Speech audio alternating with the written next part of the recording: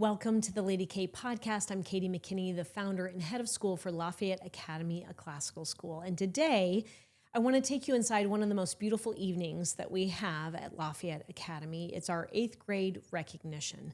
It is an evening filled with gratitude, of reflection, of great hope. And it marks sort of the end of 8th grade marks the end of one chapter, the beginning of another. We intentionally do not call it 8th grade graduation, but rather a recognition of really the way the student has been formed, the way the character of that student has come forward, and just a wonderful reflection on just how our students have grown over time. So we often talk at Lafayette about virtue and courage, gratitude, self-governance, and really the formation of the whole person. But every once in a while, and particularly on this 8th grade recognition night, we get to see those ideas come alive and get to see that student and how they have formed right before our eyes, whether or not we even know it. And oftentimes, parents will come away from that evening kind of in awe of the maturity and the character that their child or their student has developed, and in some cases they don't know the depth, and that night is a revealing night, and it's really beautiful. So that actually happened this year to a number of our students, but there was one speech in particular with an 8th grader. I won't share her name, but her story was one of these moments that reminded me, this is why we do this. Just to pause for a second, it's helpful to see really how far these students have come on this particular evening. The teachers, the parents are all planting and sowing, cultivating that soil, and then this night is really kind of it's a fruitful night to see how that care and that nurturing has really come to fruition. Obviously, the growth is academic. It can be. It can also be, because obviously we care deeply about reading and writing and history and literature and math and science and Latin and all of these wonderful things. But the question really at the heart of all of that is, who is this person becoming? How are they being formed? Are they loving what is good, what is true, what is beautiful? And those affections, if they are aimed in a way that is focused on the good, true, and beautiful, the result is just awe-inspiring. To that end, when this student, she had written her speech, it was largely historical in nature. She really enjoyed her history class this last year. And as I talked with her about it, I helped the 8th graders going through the editing process, how to get up, give a speech, all the details of that. But as I was talking with her individually, I started to ask more questions about, why did this story, she's going to mention JFK, why was this story of particular interest to you? And as we dug deeper, it was so inspiring to hear what the lesson was that she gained from that, and then how she was applying that to her own life. And there was a point at which she was just sort of talking, and I was like, hold on, keep talking. And so I started typing it because she was on a roll, and I wanted her to just focus on what she was thinking and not have to type at the same time. So I'm typing, she's speaking, and I start crying because it was so amazingly deep and profound and inspiring. And I was like, this is the heart. This is your speech. So in any case, she was particularly struck with JFK's courage and his perseverance. And so that lesson began to emerge in her own life and started to form her even more so. She came to us from a previous public school experience. As I spoke to her, and she has shared, she did not feel safe at this particular school. She had been hurt. She had been mocked. She had learned in many ways just to keep her mouth shut, not to talk out in class. And for her then to get up and give a speech in front of a huge room full of parents, probably 60 parents, this act of giving a speech was no small thing in and of itself. But the fact that she had come from this background, she was, obviously she's been somewhat shy and reticent at our own school, but slowly coming out more and more. So just the act of giving this speech was an act of fortitude on her part. But as we talk a lot about fortitude is not the absence of fear.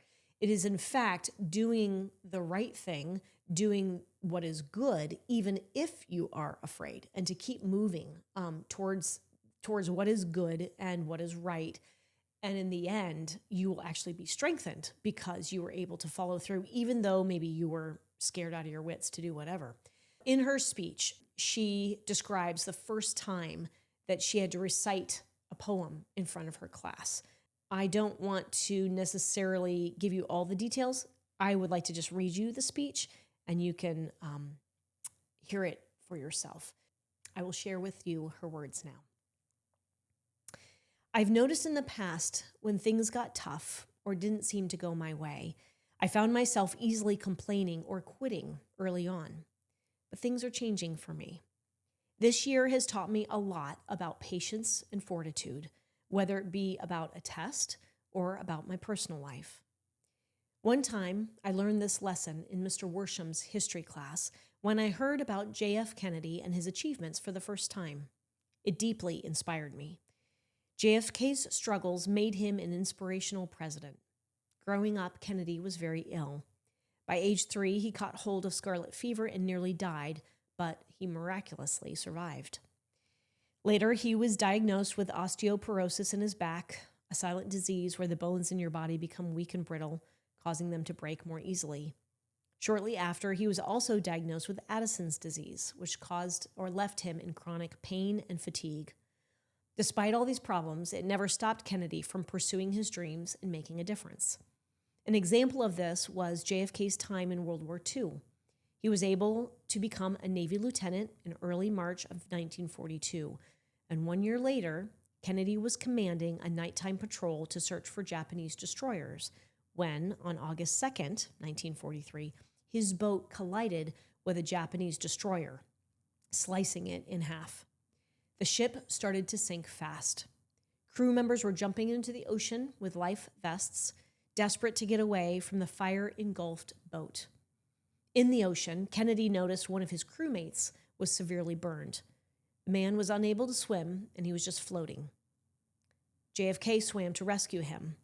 Putting the life vest strap in his mouth, Kennedy, I guess he put the life vest around this man and then put the strap in his mouth. Kennedy dragged his crewmate through the shark-infested waters for 3.5 miles before he landed on an island. His fearless mindset saved him and his friend.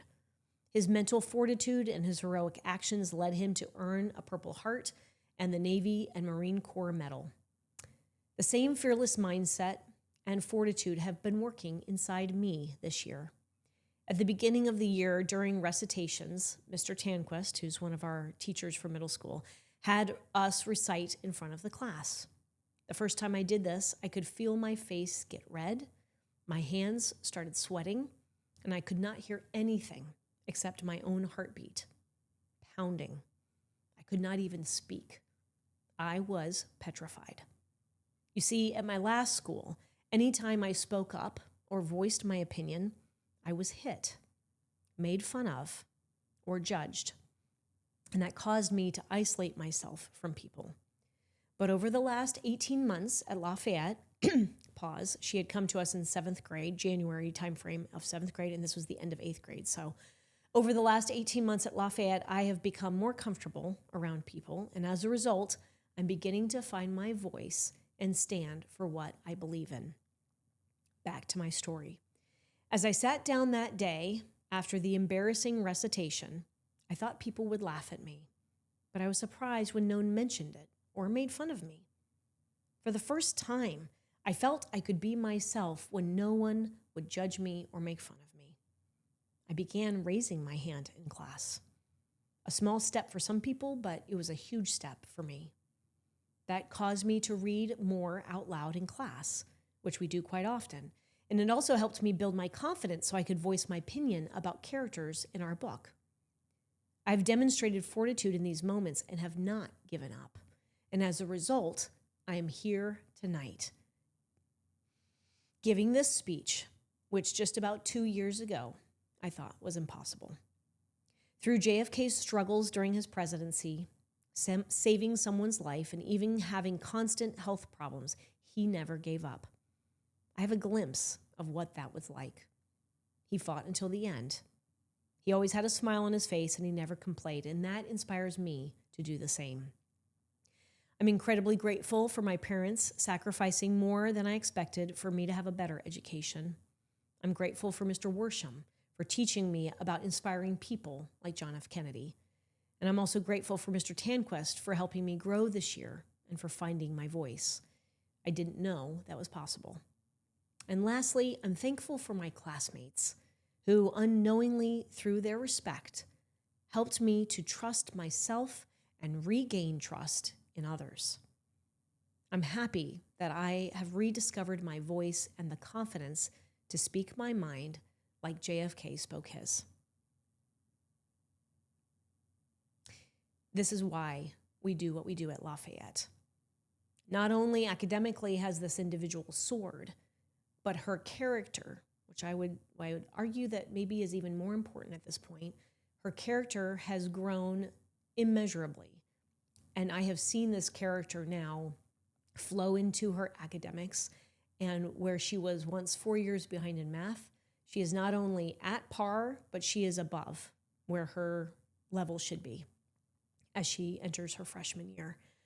It's these examples and being witness to this type of growth and commitment and fortitude that inspires me. It inspires all of our teachers, and it makes us fight even harder for our wonderful students. So if you've enjoyed this Lady K podcast, I encourage you to share it with a friend, because great nations are not renewed first in capitals or in courts, but in the classrooms, in our families, and in the hearts of our children. And this is how we help preserve the promise of America. Thank you for joining me.